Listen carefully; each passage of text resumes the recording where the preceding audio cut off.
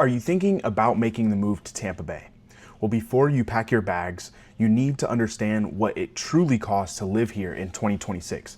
So today I'm going to be breaking down housing, insurance, groceries, utilities, transportation, taxes, and everything else you need to know, and even some hidden expenses that most YouTubers don't talk about. And by the end of this video, you'll have a realistic monthly budget that will help you decide if moving to Tampa Bay is going to be the right choice for you. Let's jump into it.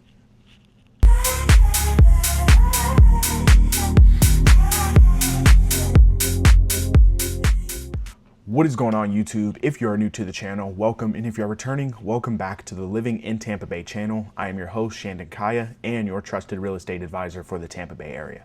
In this video, I'll be breaking down the cost of living and what it actually looks like to live here in Tampa Bay in 2026. Of course, as a realtor, I see these numbers every day, and housing costs always ends up being a bulk of what you're going to be spending on your cost of living.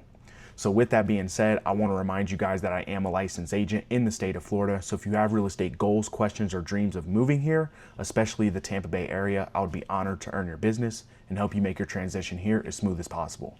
So I'm going to drop my contact information on screen so you guys can get in touch, and never hesitate to reach out, as I'm always here to be a resource for you.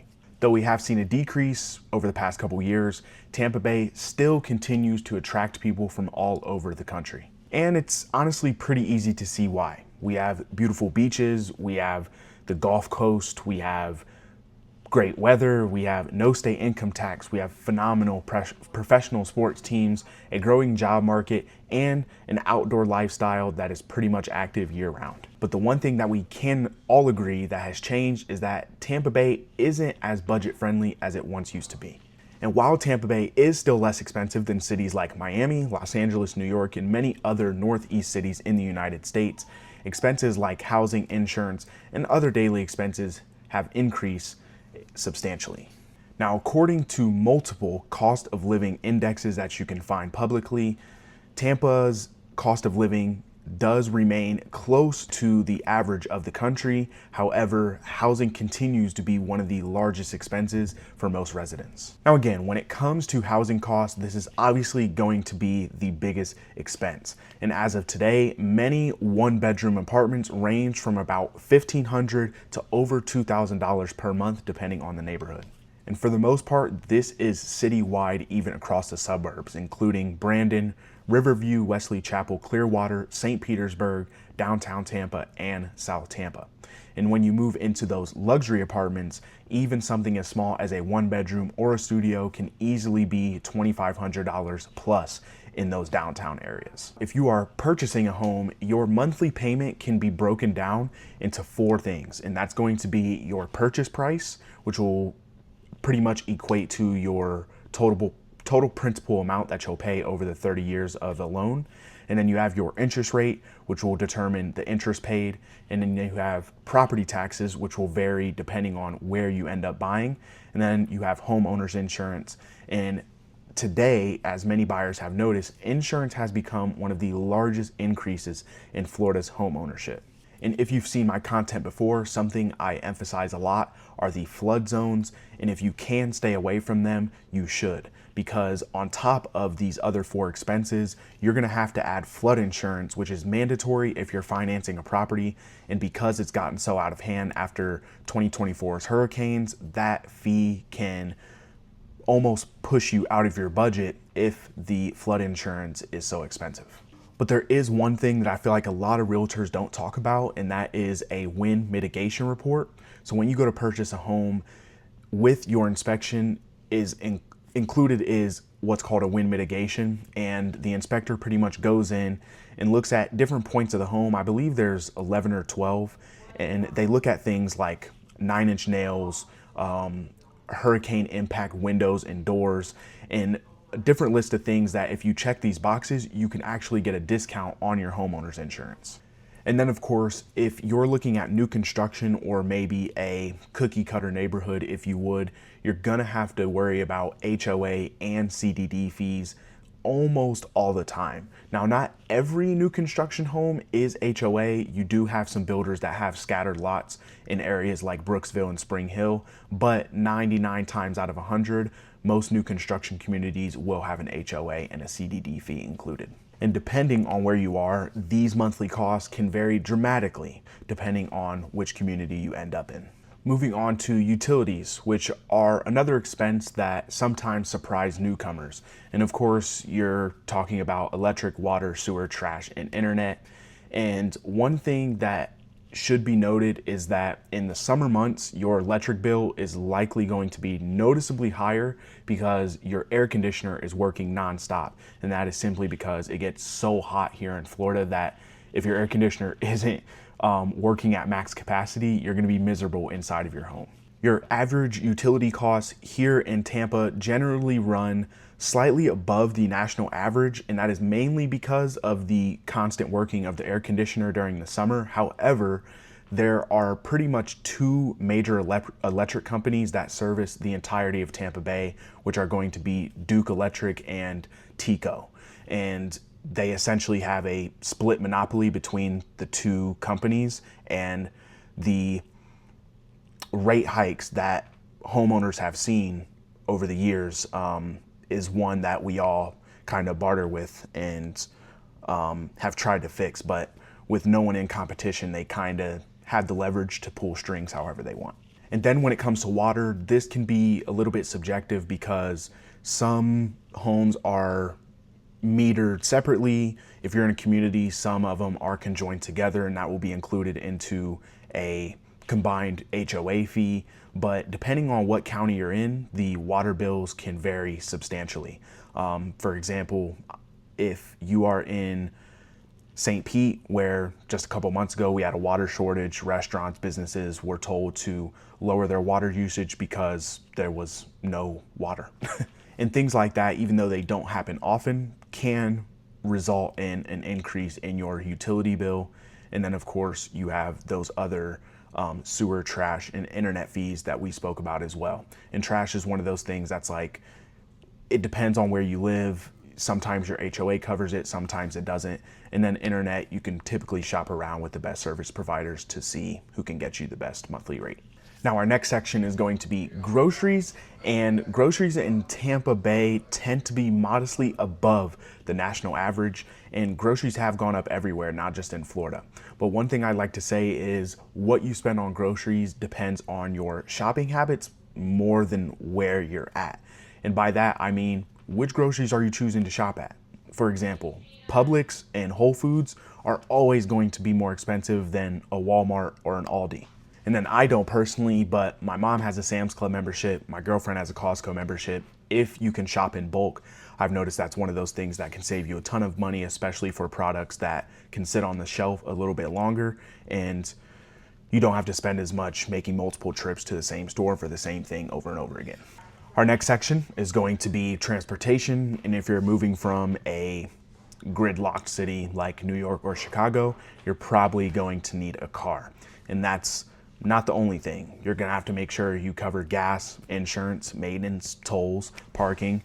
And parking is one of those things that can be a real mess, especially here in Tampa Bay.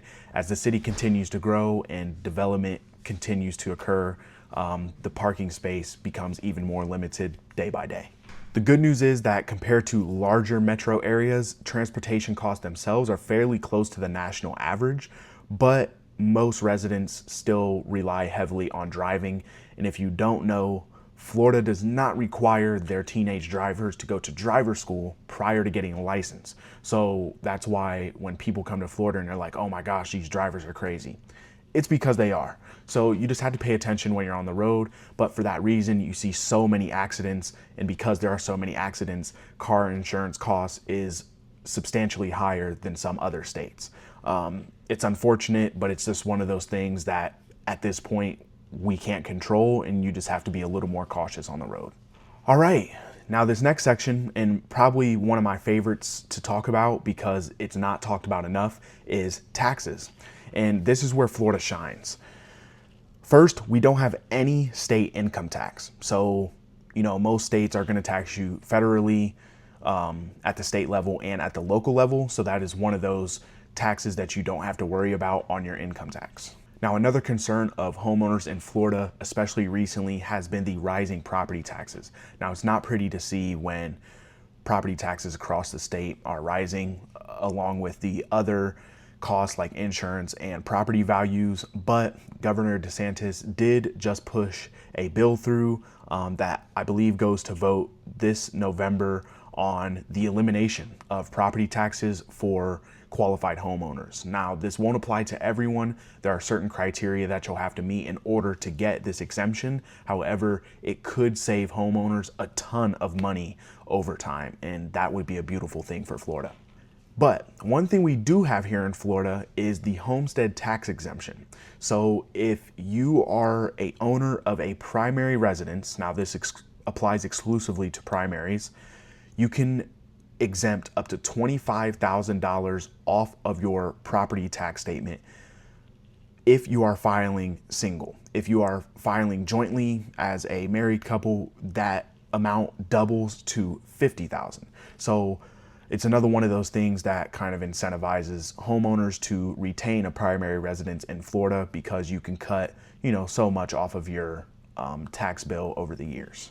And these taxes are just one of the many reasons Florida continues to attract retirees and remote workers. So if that is you, think about it. And now lastly, I wanted to talk about some of those hidden costs that people usually don't talk about. And I mentioned them briefly before, but I'm going to go over them again just so you can get them into your head and budget for them. So homeowners insurance, of course, and I want to reiterate, you can get discounts on your homeowners insurance, so as long as you check off all the boxes on your wind mitigation report. Then you have flood insurance. Now this, of course, will be subjective to where your property is located. If it's in a flood zone and you're getting a mortgage on the property, you will be required to pay flood insurance. If not, if you're in flood zone X, you won't have to worry about that. You likely won't have to worry about your property flooding should there be a hurricane. And then you have HOA and CDD fees. If you're in a new community or an established community, they are likely going to have one or both of these. An HOA fee is simply a homeowners association where they encompass everyone's different, but some of the common ones are trash, water, exterior maintenance, the landscaping of the community grounds, the amenities, should they have one or have them, and maybe a roof if it's a condo community, because it's one shared building, so the replacement of the roof, things of that nature, will be to the responsibility of the HOA. And then a CDD fee stands for Community Development District. So I like to describe these as, this is a loan that the builder or developer has taken from the city or county to go ahead and build this development, and they pass that fee on to the consumer who ends up buying in that development, and over the life of that loan it is paid down. So during your time of ownership, it is your responsibility to pay it, and when you go to sell that property, you will transfer it to the new buyer. However, the good thing about these is they never increase, because it's always paid down month over month or year over year. So eventually it will be paid off. Hopefully you're one of those owners who gets into the property once it's paid off and you don't have to worry about that fee anymore. These next few won't apply to everyone, but it's nice to take note of them in case this ends up being you, and that's going to be hurricane preparation. Now, we are not going to get hit with a hurricane every year. It's been 2 years, but those last two were pretty massive and upset and put a lot of people upside down. So setting some money aside for worst case scenario is always nice, and I encourage everyone to have an emergency fund, no matter who you are, no matter what your financial position is. And then you have lawn care and pool maintenance. Now, if you're in an HOA, most HOAs are going to take care of the lawn and outdoor maintenance for you, so you won't have to worry about that. And then not every property has a pool. And if you have a community pool, again, that's one of those things that the HOA should take care of. And if you have a pool, then yes, you need to budget, because your water, electricity bill, and the maintenance of the pool is going to be costly. And if you are renting, then you need to take note of pet fees. Now, Tampa Bay is one of the most dog-friendly, pet-friendly communities, areas in the United States. They actually invite dogs into certain establishments, so it's not a problem having them. But if you're renting and not owning, then most apartment buildings or landlords are going to ask that you pay a fee to house your dog in your establishment. And these next three are going to involve transportation, and that is going to be your tolls. As Tampa Bay continues to expand and the infrastructure expands with it, and more roads and more bridges are being built, they have to set aside some portion to essentially cover the usage of these roadways. So a lot of major roadways in Tampa are going to have tolls. This is going to include the Selman Expressway. They just added an express lane up and down 275 north and south, going through St. Pete. And then once you get to the Skyway Bridge from St. Pete to Bradenton, you'll have to pay a toll there as well as some of the turnpikes in the east side of Tampa that take you into Brandon and Riverview. And then the next two associated with travel are going to be airport and beach parking. If you're an avid traveler or someone who travels a lot for work, then you're probably going to need to store your car in long-term or short-term parking at the airport from time to time. The good thing is TPA, Tampa International Airport, is the best in the country, so they're not super taxing on it, but it's just something to take note of and budget for if you plan on traveling a lot. And then beach parking can get horrendous. So once you move here, I encourage you to seek out all the public parking areas that you typically have to pay for, but then maybe spend some time driving around, looking at some side roads and finding where you can park for free. Yes, you're gonna have to walk a little bit longer, but it sometimes beats the $40, $50 that you have to pay to park at the beach. So that's one of those things that people forget about. You know, everyone wants to go to the beach, and then you get there and you're driving circles looking for a parking spot, and you have to pay $40 or $50 for the day. And then you have entertainment costs. I personally don't go out, but everyone loves to rave about the Tampa Bay nightlife scene. I personally don't think it's anything to brag about, but there seems to be a lot of people who love it. And if that's you, be cautious of how much you're spending on a night out. I know drinks can get really expensive, but again, need to incorporate that into your monthly budget and be wary of how much you're spending on a month-to-month basis. Now, these last hidden or not really talked about expenses aren't necessarily deal breakers, but they should absolutely be a part of your monthly budget. And a recent reporting also notes that rising insurance costs have become a major affordability concern across Florida, including the Tampa Bay region. So the question is Tampa Bay expensive? And my answer is, it depends on where you're moving from. If you're relocating from California, New York, Boston, or Seattle, you'll probably find Tampa Bay considerably more affordable. If you are moving from the Midwest, like me, or parts of the South, you'll likely notice that housing and insurance costs are more than you're used to. And the good news is that you're getting an incredible lifestyle. You're getting sunshine almost year round. You're getting beaches, you're getting professional sports, you're getting boating, you're getting a handful of great restaurants, you're getting outdoor recreation, again, that you can do pretty much year round, especially if you're one who can tolerate the unbearable heat we get in the summer. And remember, there is no one size fits all answer. The cost of living can vary a lot depending on where you're looking in Tampa, St. Petersburg, Clearwater, Wesley Chapel, Riverview, Brandon, or surrounding communities. And all of that is important to take into consideration when you're making your decision if you want to move here or not. So if you're thinking about buying a home or even renting in the Tampa Bay area, I would love to help. Whether you're relocating from out of state or moving locally, feel free to reach out. I'm going to drop my contact information on screen one more time so you guys can get in touch, and I'll help you find the neighborhood that fits both your lifestyle and your budget. And if you found this video helpful, please be sure to go down, like, comment, and hit that subscribe button, and let me know if you're living in Tampa, what is iconic to you? Maybe if you're comfortable sharing what you're spending on rent or monthly expenses, or anything you'd like me to cover next. And if you're looking from the outside in, let me know what kind of content you want to see on the channel, because it helps me continue to create more content like this for you guys and give you guys what you need to hear so you can make the best informed decision on moving to Tampa Bay. Thanks for tuning in, and I'll be seeing you guys on the next video. Peace.